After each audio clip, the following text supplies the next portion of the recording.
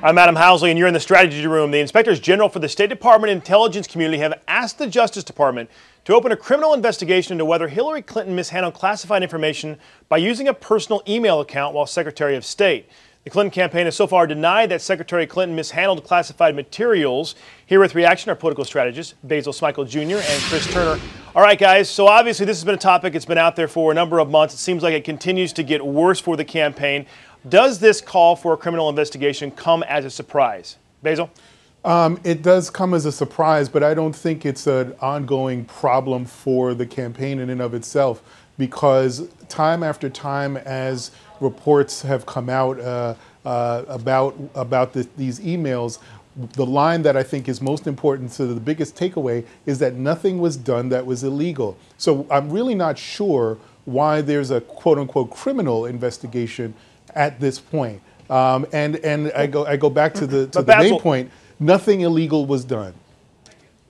Basil, before we go to Chris, the problem is we don't know if anything illegal was done. I mean, part of the question remains is what was classified information passed along through that account? While they say it was not, the schedule that goes out before a Secretary of State goes on a trip, for example, that is classified information. There's other things that could have potentially been passed that way as well. So we don't know, and I think maybe that's part of the investigation. Chris, the people on the other side will say, you know what, this is all about politics.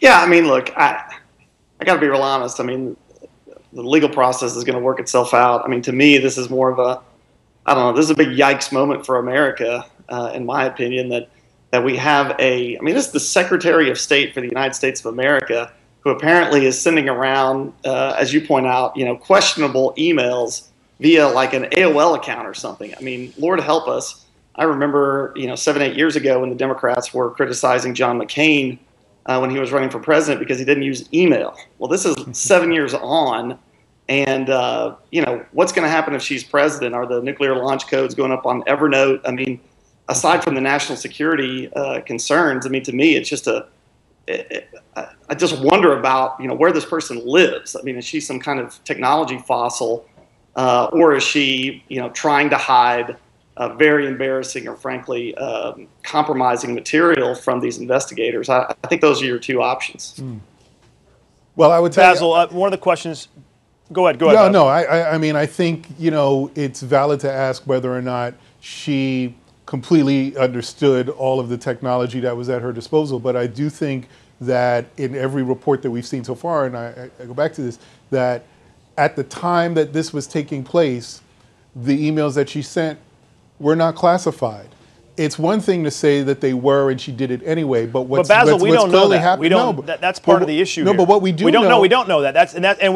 We do know this week also that the Department of Homeland Security also came out with and had their own deal where they were using private email servers as well. We're talking about now two major departments in this country. One led by the Secretary of State, who's now running for president. The Department of Homeland Security being the other, that use private email servers to do public business. Not only does the public have a right to that, but more importantly, the danger it poses with the information getting out. And I think both departments, it's been very clear, I've been told by people in both political parties, it was very clearly known that you can't do that. No, well, I would disagree with that, only because at the time that this was taking place, this was not illegal. It was actually legal for them to be able to use the emails in this way. And in retrospect, there are folks looking and saying, you know what, maybe that should have been classified, but it was not at the time. So you can go back and look at something and say, well, you know what, maybe that should have been classified. Maybe we should have classified that. That's one thing. But what I think we're dealing with here is, what did she do at that time?